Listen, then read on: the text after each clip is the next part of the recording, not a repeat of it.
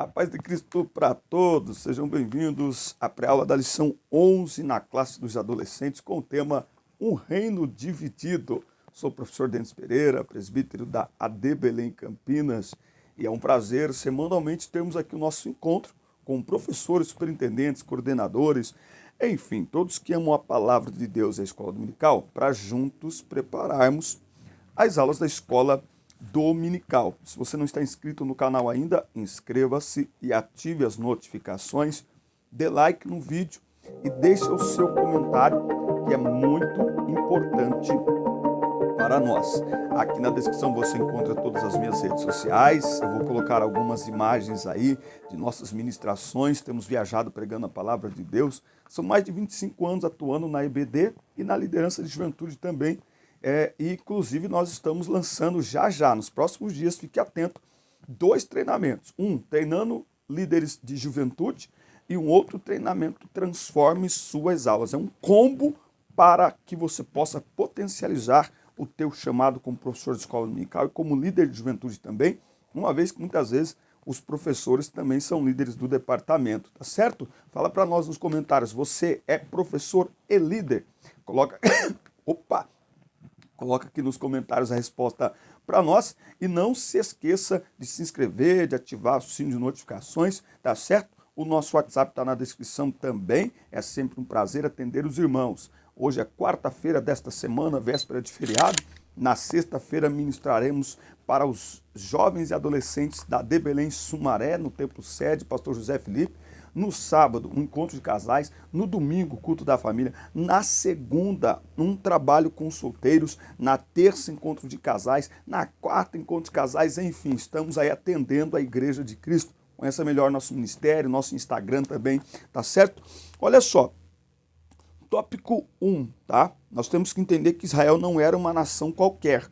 Israel foi uma nação escolhida para tornar o nome de Deus conhecido, tá? Então, ó, Jeroboão e o reino do norte. Após a divisão do rei Salomão, após a morte do rei Salomão, Roboão, seu filho, assumiu o trono sobre todo Israel. Mas o povo das tribos do norte, sob representação de Jeroboão, procurou o rei para pedir que ele aliviasse a carga de serviços e tributos que foi imposta por Salomão. Salomão foi um rei que não precisou guerrear guerras, porque quando guerrear guerras é bom, né? Quando Davi entrega o reino para Salomão, ele entrega o reino pacificado. Os inimigos já tinham percebido que não adiantava querer brigar com Israel. Então, é tanto que Davi não é autorizado por Deus para construir o templo, porque ele é um homem de sangue. Então ele entrega um reino pacificado, com todos os inimigos ao redor, para Salomão. E Salomão, enquanto Davi é um rei de guerra, Salomão é um rei construtor. Não é? E as obras que ele vai construir, elas têm um preço. Ele impôs pesadas cargas e pesados impostos, incluindo aí até mesmo um trabalho escravo para construir aquilo ali. Então, quando ele morre, Jeroboão, que tinha ali a simpatia de muitas pessoas e que tinha, inclusive, tentado fazer uma rebelião contra Salomão, ele foi até Roboão, o filho de Salomão que estava no trono, pedindo a ele que aliviasse ali a carga sobre o povo. E aí, Roboão falou o seguinte, olha, faz o seguinte, vão embora e daqui 3 dias vocês voltam. E aqui tem algo muito interessante. Roboão era um jovem e ele consultou 2 grupos de pessoas.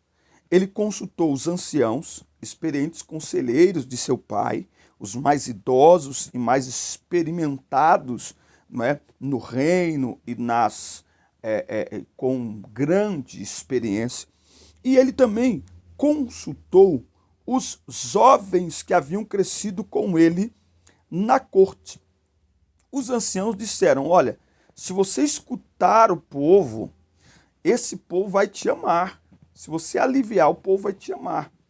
Mas, quando ele foi se consultar com os jovens disseram, olha, fala para esse povo aí que o seu pai foi duro, você será mais duro ainda.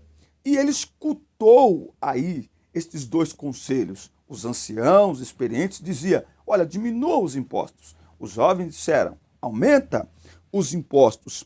E a quem foi que ele decidiu seguir? Qual conselho que ele decidiu seguir?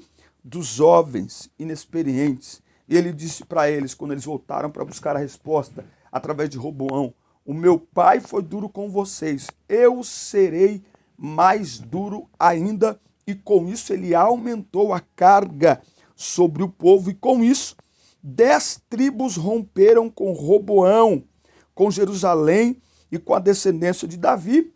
E Jeroboão então assume a liderança das 10 tribos e tornou-se rei sobre elas.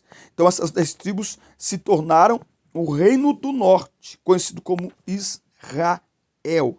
E o reino do sul continuou sendo em Judá, com sua capital em Jerusalém. A nação então ficou dividida, tá? Então veja, como é importante nós buscarmos conselhos, mas é preciso buscar os conselhos das pessoas certas. Roboão mostra aqui algo que é muito comum muitas vezes na juventude, nessa fase da adolescência, que é buscar conselho, até busca, mas busca nas pessoas que vão aconselhar de acordo com aquilo que queremos.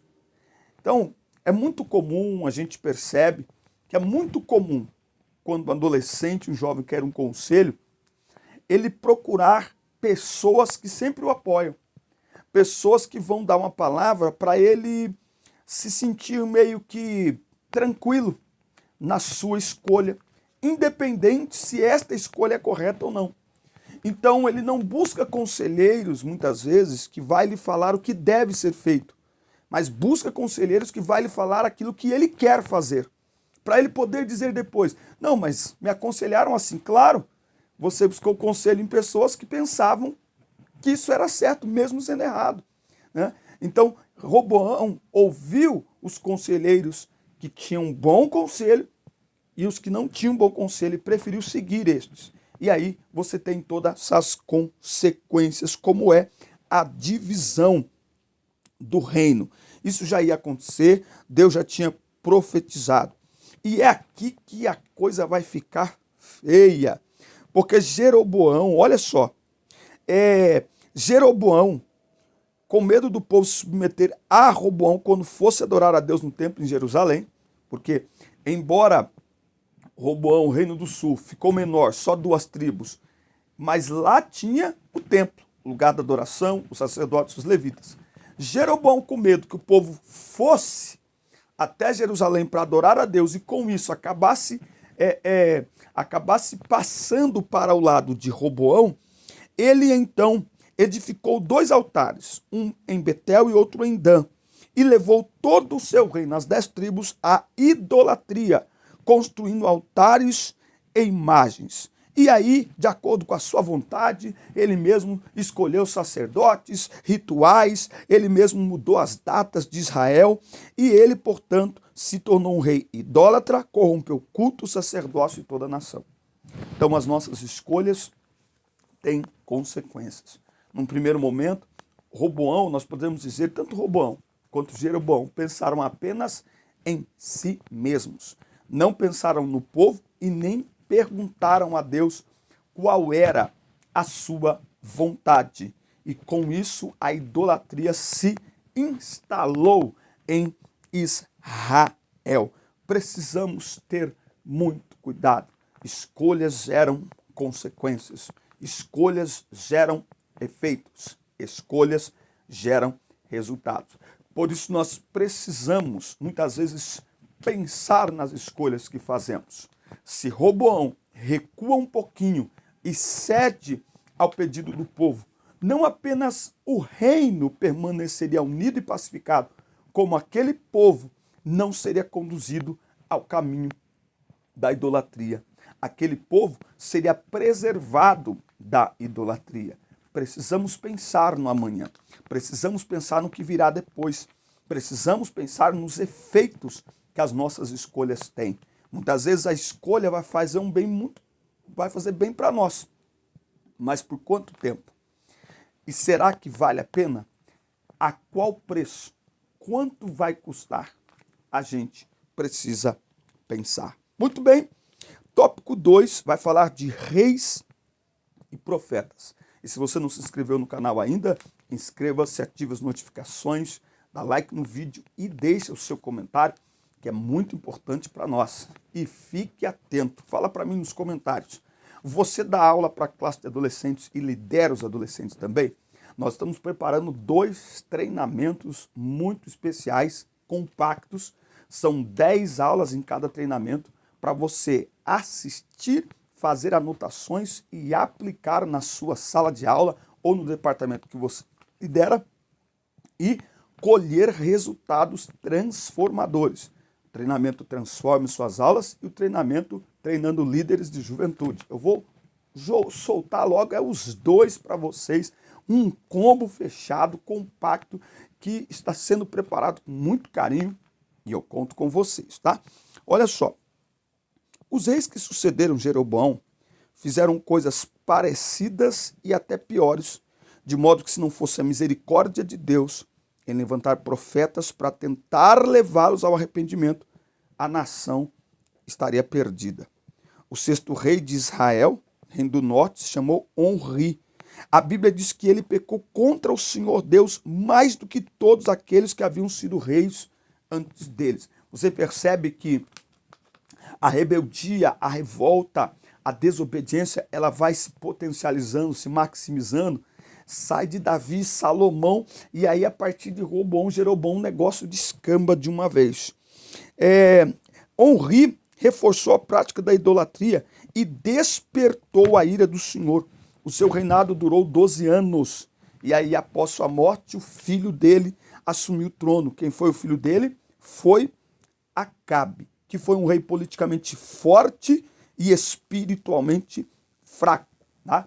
Acabe vai fazer aliança com Etbaal e casar-se com sua filha, a conhecidíssima Jezabel. E a partir de então, a idolatria a Baal e a Zerá é trazida para Israel, de maneira que Acabe conduziu o povo de Israel a uma profunda idolatria.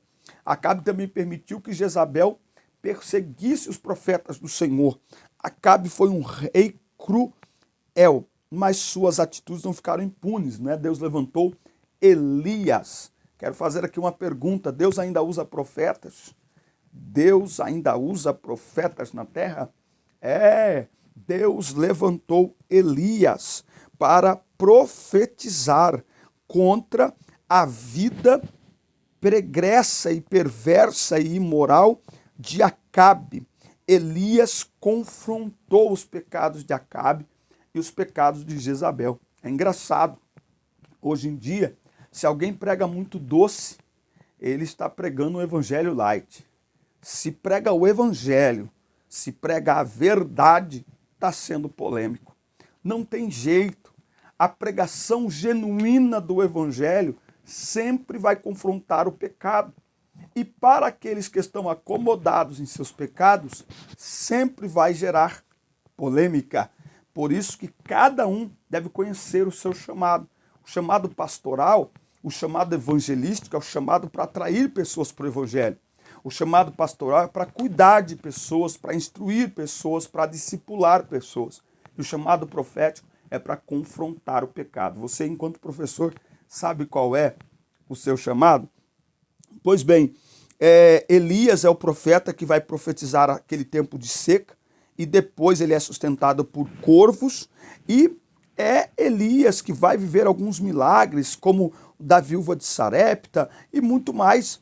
E é Elias que vai profetizar também que as chuvas voltem, não é? Tudo isso depois de confrontar a corte idólatra de Israel e os profetas de Baal e Azerá, aonde ele anuncia ali aquele grande desafio, aonde 850 profetas se reúnem, 450 profetas de Baal e 400 profetas de Azerá.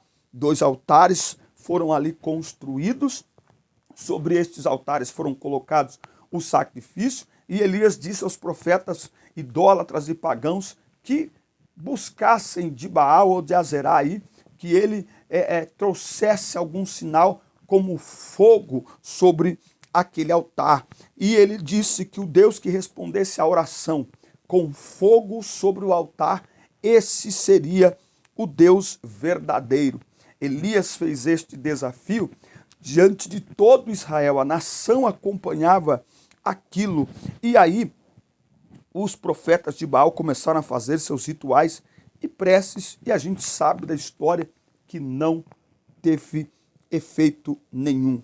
E é aqui que Elias vai desafiar o povo de Israel para que eles descubram e saibam que só existe um Deus em Israel. A oração de Elias foi uma oração rápida, mas uma oração eficiente, porque Deus escuta a oração daqueles que confiam nele, e Deus não deixa o seu povo confundido.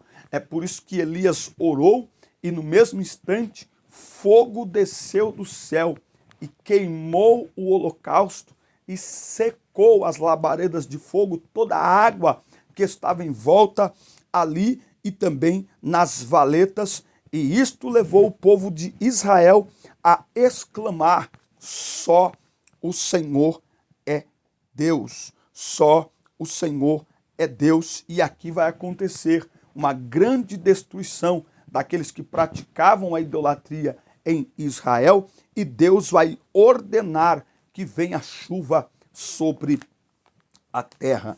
O ministério profético é um ministério de confronto. O ministério profético não é um ministério de muita visibilidade, não é um ministério popular, não. Ele é um ministério de confronto, porque o ministério profético ele visa despertar o povo de Deus para a palavra de Deus.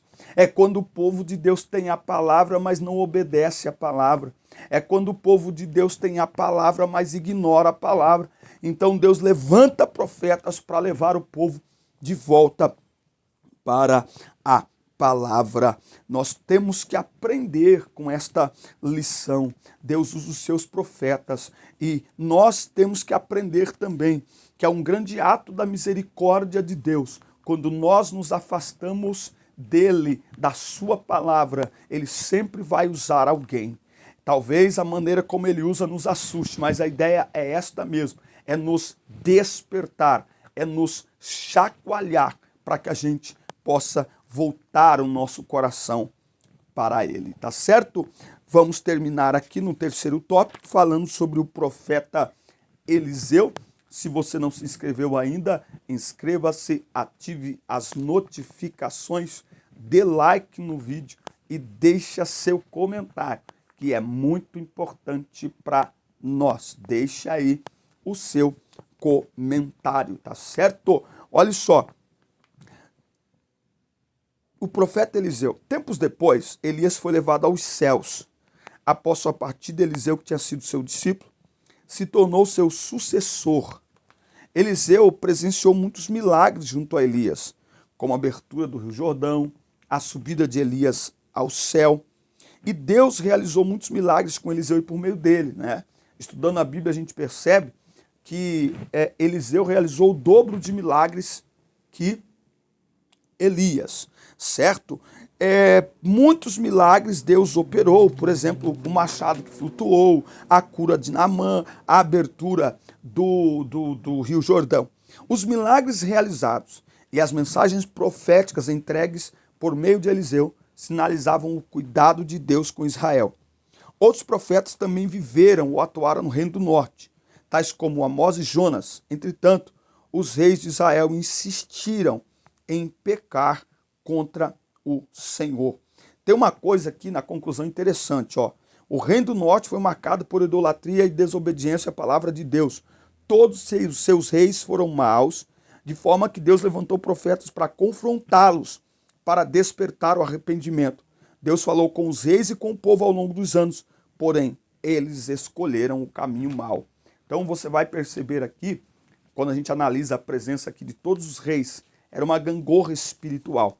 E depois que há essa divisão no reino e a idolatria estabelecida ali no meio do povo, nunca mais o povo se livrou da idolatria.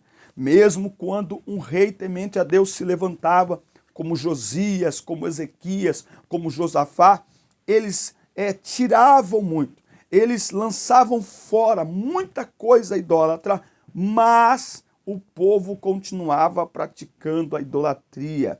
Né? Eles quebravam altares, eles quebravam as imagens, eles destruíam templos, mas o povo ainda tinha os seus lugares reservados para adoração pagã. Nunca mais Israel deixou de ter em seu território a prática da idolatria por desobediência ao Senhor. Por isso, devemos conhecer a palavra de Deus, para não permitirmos ser guiados em direção à idolatria por quem quer que seja. A idolatria gera rebeldia, gera desobediência, e tudo isso acompanhado provoca a ira de Deus, tá certo? É isso que nós temos que aprender nesta lição.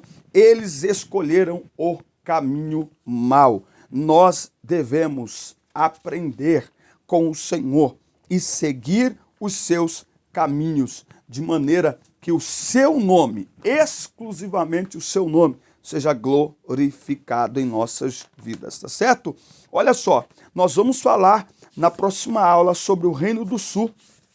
O Reino do Sul, Judá. Nós vamos falar sobre o Reino do Sul, o Reino de Judá.